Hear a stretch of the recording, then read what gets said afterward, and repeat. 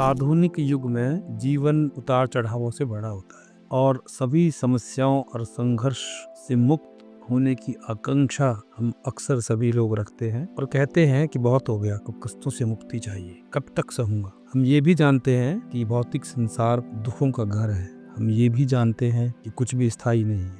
दुखों से मुक्ति की इस उच्च अवस्था को प्राप्त करना इतना सरल नहीं है, और यदि आपने दुखों से मुक्ति प्राप्त कर भी ली तो यह कोई सिद्धि या प्रकाष्ठा नहीं है। जब तक हम अपने कार्यों को भगवान के निस्वार्थ भाव में नहीं जोड़ेंगे तब तक आनंद की अनुभूति नहीं होगी। जो व्यक्ति केवल अपने हृदय, वाणी और शरीर से प्रभु को नमन करता है वह मुक्ति के मार्ग पर चलना प्रारंभ करता है। यदि सच में समीपता से देखा जाए तो मुक्ति भी कोई बहुत अच्छी वस्तु नहीं है, क्योंकि मुक्ति का अर्थ है एक स्वरूप में स्थित हो जाना। उसके बाद आप कुछ कर नहीं पाएंगे। और सिक्के का दूसरा पहलू ये है कि भोगना और मुक्त होना दोनों ही इच्छाएं हैं। और इच्छा अर्थात प्रभु पर विश्वास ना करना, उसको ये बताना कि मुझे ये चाहिए, मुझे ये दे दो, जबकि हम सब ये मानते हैं कि उससे बढ़िया ये कोई नहीं जानता कि हमारे लिए क्या उचित है और क्या उचित नहीं है। तो मुक्ति की इच्छा करने की भी आवश्यकता नहीं है, केवल शुद्ध भक्ति करनी है, क्योंकि अगर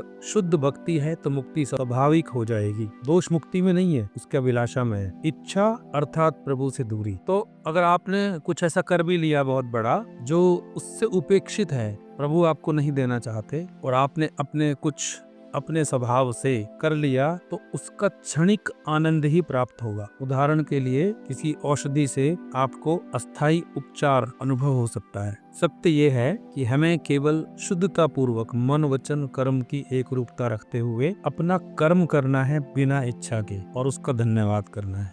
इसके लिए हमेशा स्मरण करना और उन व्यक्तियों के साथ रहना जो इसी तरह सोचते हैं और स्मरण करते हैं, क्योंकि जितना हम कम चाहेंगे उतना ही चाहने की आवश्यकता भी कम हो जाएगी। मैं पुनः दोहरा रहा हूँ, चाहना मतलब इच्छा मतलब प्रभु से दूरी, क्योंकि आप ये कह रहे हैं कि मुझे ये दे दो, मुझे ज्यादा पता है कि मुझे क्या चाहिए, जबकि उसको हमसे ज्यादा पता है कि हमारे लिए क्या ठीक है। आपको इसे दोबारा सुनना पड़ेगा।